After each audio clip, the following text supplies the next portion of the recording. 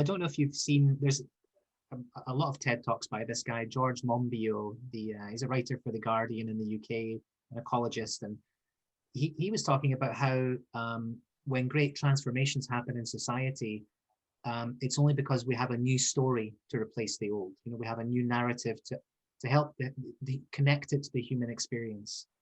And, you know, we had the financial crash in 2008, and the only reason that the system didn't immediately change was because there wasn't a new narrative to replace it.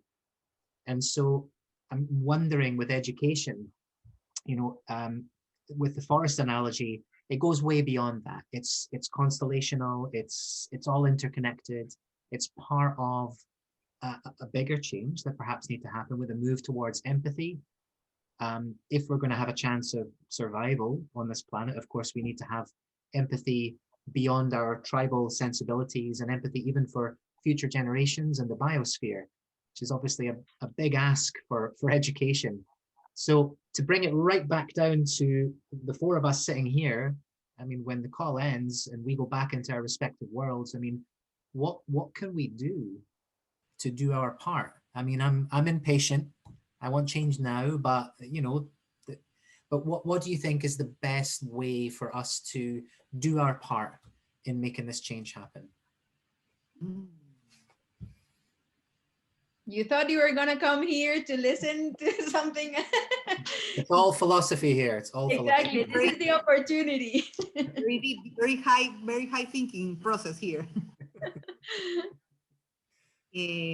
Well, I was put in the spot.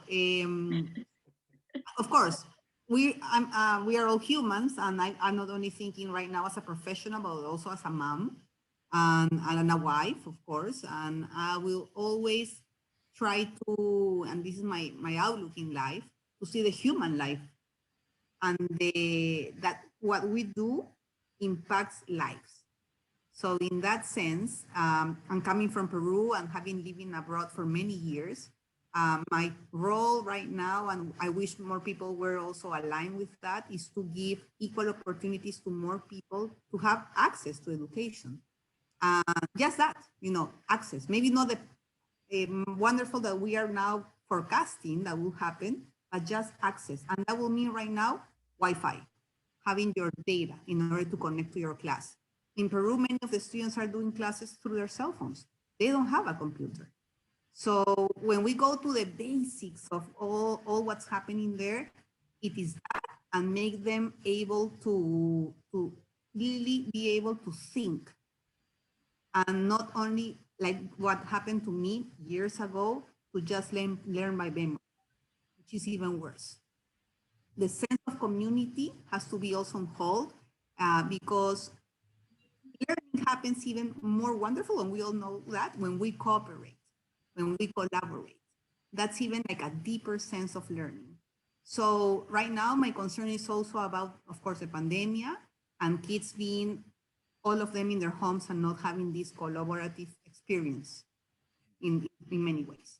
So while we go from now, I will say that we have to keep working, keep also having the experience and letting go paradigms. And that's not easy, right? Because especially in the educational field, since we have academic calendars, it's almost like orientation, beginning of the classes, then the end of the classes, again orientation, and we go into this. But for a while, we have to break it and say, what's new? What are we going to do new? Are we going to keep this for 10, 20 more years? No. That's part of it. And then get the funds, right? Get the funds to keep in all that. Yeah. Thanks. Wow. What a great question to really bring it to the point of clarity and urgency around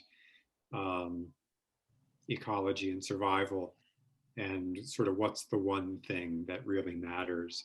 In business, you try to identify your one thing, right? So you can have perfect clarity around your, your mission. And I think it works in life that way too. And sometimes it takes urgency and crisis in order to say what really, really matters at the end of the day or at the beginning of the day. And your question really did a great job. I think if people sat with that question individually the answer is in that. And what can we do? You know, we can keep coming back to motivation and purpose, even as there are technical problems to solve. And even as we have day jobs, and to find that balance. Generosity, and I think, is important right now. Service. I think a lot of the systemic challenges are about these silos that have been created, sort of the sense of ownership, and forgetting, as Claudia said, the sense of flow and connection and generosity and access to equal opportunity could be accomplished very, very quickly with appropriate generosity from the people with resources.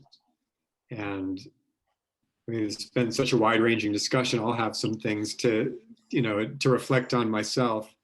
And I hope it's in some way useful. I'm excited for the future, and believe that, there's millions of points of light, small little proof of concepts that are happening, micro schools and homeschool collaboratives and innovative schools and school networks, and in educators that are willing, as Claudia said, to just break it for a while, just drop some of that and focus on what really matters in this moment, which is the people and the potential for happiness.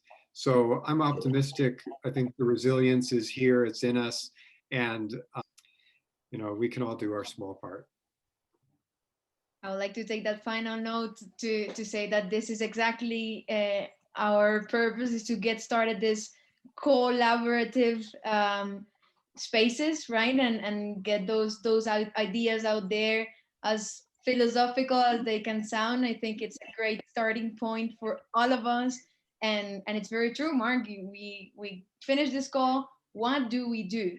And I think, in my opinion, that if we manage to get the learnings from this call out of self-determination, collaboration, it's the addition of all of these personal experiences by doing the best we can do that can take us as a whole to better future for the generations to come, hopefully. So I would also like to end on a positive note in that perspective.